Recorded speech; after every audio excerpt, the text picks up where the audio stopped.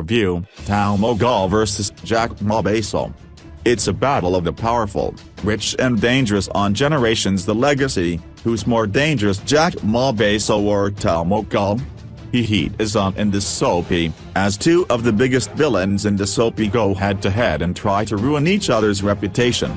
Dabi Seal was killed by Gaddafi because she was well on her way to putting Tao Mogul behind bars for the murder of her brother Abe.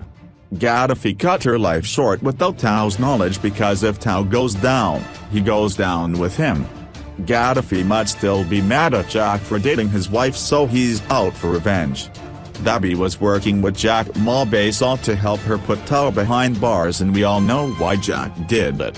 He wants Mogul out of his way so he can run his business smoothly and eliminate any possible competition.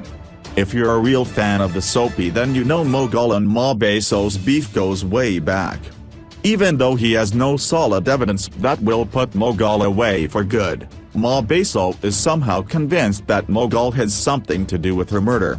Tao was taken in for questioning, but once again, he dodged a bullet. Gaddafi managed to convince Tao that the police were only after him because he was somehow framed, so now it's time for revenge. As much as Ma Baso was planting evidence that will lead police to Tao, Mogul plans on doing the same, even though the evidence the police had acquired so far points at Mogul. The tables are about to turn. Money and power are two elements both men have.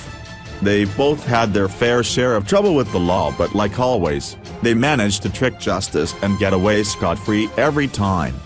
The interesting thing is that Mogul and Ma Baso have nothing to do with Dabi's murder, but because they're so caught up in trying to bring each other down, they're overlooking any other suspects and just focusing on ruining each other's lives.